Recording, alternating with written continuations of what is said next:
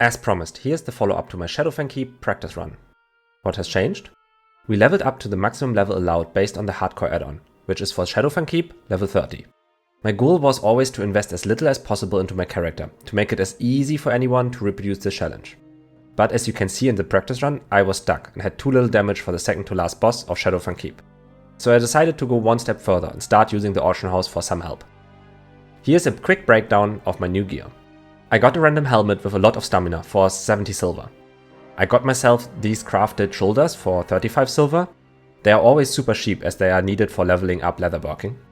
I got myself a random back piece with stamina and strength for 1 gold. I got me this crafted chest armor for 1 gold. I got myself these blue crafted wrists for 1 gold. Then I got 3 more stamina strength items. Gloves for 50 silver, belt for 90 silver and pants for 70 silver. For the boots, I got super lucky. I wanted to go for something cheaper with just stamina, but for some reason someone sold these in the trading shed for 2 gold, so I got lucky here.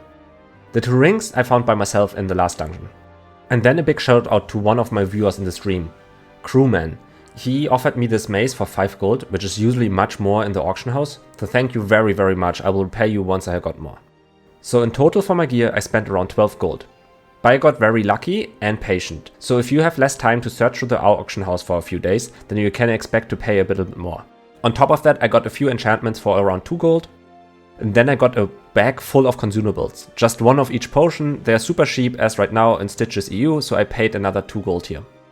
So in total I spent 16 gold for my current setup. There are a lot more upgrades I could do if I get stuck and need more to beat the dungeon solo. Like for example getting engineering, using world buffs, even getting high level enchantments. Probably something else I forgot. But for now I will stick to just some better gear and enchantments. I will link all my gear and my talents in the video description. Let's come to the run itself. I decided to play this run extra safe and killed a lot more trash than I needed to, just in case I had to run out and reset.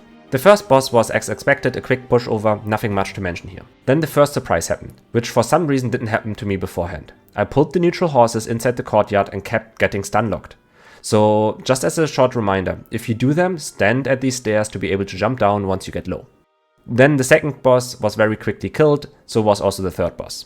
Then there's something new I learned for making the fourth boss much easier. Pull the ad in the hallway once he is as close as possible to the boss room. This will chain 1 more ad. This way, if you pull then the next one in the room, it will only be 2 ads instead of 3. This makes a huge difference because fighting 2 at a time is much easier than first 1 alone and then 3 at once. Next trash pull, wait until the skull and the axe are as far as possible away from the boss, while also standing close to each other, as you can see here. If you now pull the skull, the axe will be leashed to the skull instead of the boss, and you already can remove 1 of the ads from the boss. Now wait from the moon to actually stand on the stairs. If you pull him here, you will get him without the boss. Now this boss becomes very easy as he is all alone and just does some auto attacks plus heal. Just don't get caught off guard by his stun. The next boss I did exactly as I found in my practice run. Keep pulling him to the edge and jump down once low. Focus on one ad and then the other. Once both are down, the boss has a small enrage timer by buffing himself more and more, but he should go down before he becomes too dangerous. Then for Fenris, I actually completely overestimated his strength and I played it completely wrong in my practice run. Don't ever dispel the poison on you. It's actually not worth it at all. Your mana regeneration is much higher than he drains with his poison, so just play it as normal. Stay in bear until you are low, heal yourself up. Making this boss a very straightforward and simple fight, not much to mention here. For the Void Walkers, feel free to use this research spot as they can be a bit scary with their light shifting ability. Coming now is the real challenge of this run, the last 2 bosses of Shadowfang Keep. Starting with Wolf Master Nandos. Quick recap of why he is so scary. He has the ability to summon wolves that very quickly overwhelm you as there is no limit to it.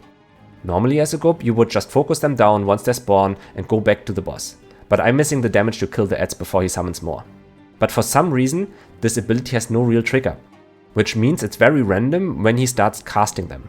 My idea for him is I will keep pulling him and resetting him until I get a try where he only summons the wolves once he is very low, and hopefully I can burst him down before they kill me. So much for the theory, let's jump into the pull. I start pulling him with Starfire Moonfire combo to burst him down as much as possible, and from there on just spamming the Maul ability in the hopes he doesn't start his wolf spell. But not long into the pull and he starts summoning his wolves. I stun him on the summon, but as soon as the stun is over, he just recasts the wolves, so I have to reset the try. But I prepared for this. I got all the consumables I bought for this run and buffed myself up as much as possible. This will not give me much more damage, but it should give me more survivability. This way I can tank the wolves for longer. 4 minutes later, after finally all his wolves have disappeared, I pull him again. Same tactic as before. All I need is a try where he doesn't get his wolves in the first half of the fight. But again, at 60%, he gets his wolf. But just fine, I reset and go again. At this point, one of my viewers pointed out I should start with a regroove and a rejuvenation, which at the end made all the difference. So the next pull, first Hots, then Starfire into Moonfire. Quick note here, I wanted to try something new here and inserted the original pull without commentary. Let me know if you enjoyed this more than me just talking over it. Okay, we have now our order. We do a regroove, into a rejuve, into a Starfire, into a Moonfire, into a Fairy Fire. Okay, I like this a lot. So almost uses all my mana, so it's as efficient as possible. Now I'm staying out of the... I like the dot idea. That's really good. It's a really good start. He's already at 65%. 64. Come on, don't summon your shitty wolves. Don't summon your shitty wolves. No, why so early? Oh, he stopped, I stunned him. Come on, come on, come on. Don't do the wolves, don't do the wolves. 42%? 38%. Come on, come on, come on. This could be it. 35? 33? No, 30. I will try to tank a little bit. Oh, times between attacks increased. I do less damage now. 24. 22. 19. 16. Come on, come on, come on, come on. Oh fuck, I don't want to risk it. Should I use my Light of Loot? That sounds insane. Come on! Come on! Hell yeah! That's it! Ha! Holy fuck! And there you have it. After some way too exciting screams, I finally managed to take down the Wolf Master. I still don't really understand why he didn't summon more wolves, and why he stopped his recast after the stun for so long.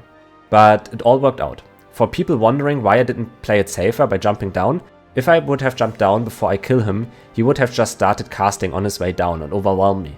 So I had to kill him before I jumped down. Coming now to the last boss of Shadowfang Keep, Archmage Arugal. I had no idea what to expect. The first thing I wanted to try was, does he close the door behind me when I pull him? So first attempt was just me pulling him out of the room. That actually worked much better than expected. Not only did I manage to pull him out of the room, and the door didn't close behind me, but I realized that this might be a very easy and cheesy strat to kill him with Moonfires. From time to time he will just teleport back and I can keep my distance to just spam Moonfires on him. Until this happened. Release your rage. Once this boss says this sentence, he will cast a curse on you that transforms you into one of his minions and mind controls you. Luckily, this doesn't kill you, but sadly it resets the entire boss fight. Now I have to try to find out what exactly is this ability and how does it work. So I kept pulling him in different ways to find a pattern. First I tried to tank him as a bear, but had to quickly learn that he does a lot of melee damage, even for a caster. Then I had to find out that he doesn't really care if you're a bear. He will still polymorph you into one of his minions. Next I tried to find a timing for his ability. How long does it take for him to cast it? Is there some way to make this more predictable? Because as long as I'm not in line of sight while he says release your rage, I will not be transformed and also his ability goes on cooldown. But there isn't really a pattern. His random way of casting his abilities plus his random teleportation made it impossible for me to create a simple blueprint to kill him. The chat at this point had a lot of different ideas of what could I try, and we iterated through all of them. From kiting around pillars, pulling him back into the last boss room, from running around in circles around the stairs, or by simply just staying in his room and using Moonfires. But in the end, every single time I got too close or caught off guard, I was transformed into one of his minions. We figured that if I would maybe get a pet from engineering, this boss would maybe be much easier, as he doesn't curse targets with the highest aggro. But I didn't have engineering, and I really didn't want it to stop here. So I decided to just play it the normal way, by brute forcing it. Trying to do as much possible while avoiding every 20 seconds this curse by staying LOS.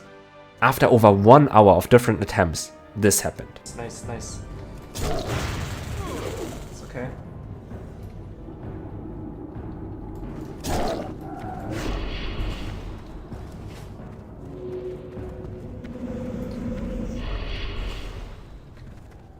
This was annoying. Could have done much more damage.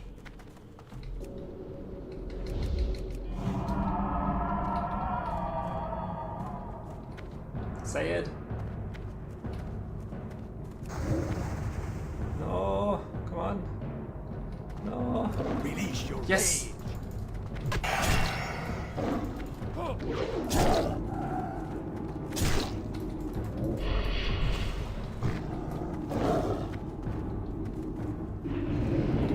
Ah.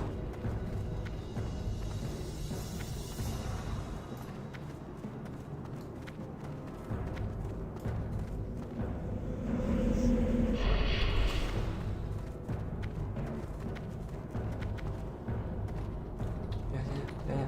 Get stuck on there. No. Release your rage. Yes. Good.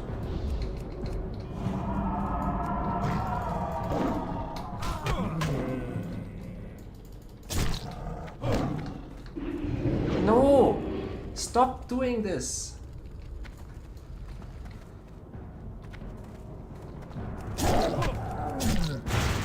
Uh-oh.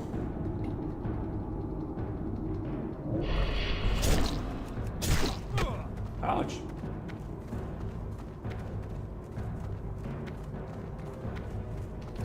Release your rage. Okay. Just have to play safe now.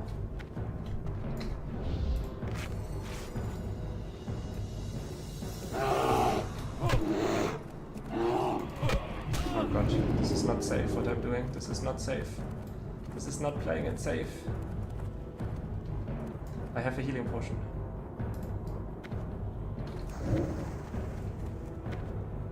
I have no bandage. My buff's running out.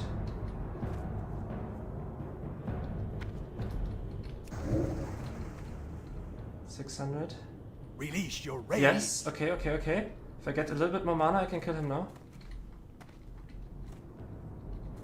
Come on. Cat. Oh, bear. Come on. No, all or nothing. Shit, I should have took my potion. I go all in. No. Fuck. I don't know. What should I do? He's gonna cast it, right? Isn't it? Oh, come on. Yes!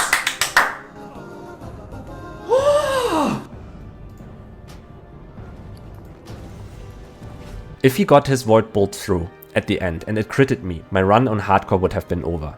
But with 0.6 seconds left in the cast, he finally died. At this point, all that is left is saying a big thank you to these viewers. They were contributing with ideas and tricks and comments in the live stream and it was amazing and helped me so much. And thank you very much for everybody else that is watching these videos.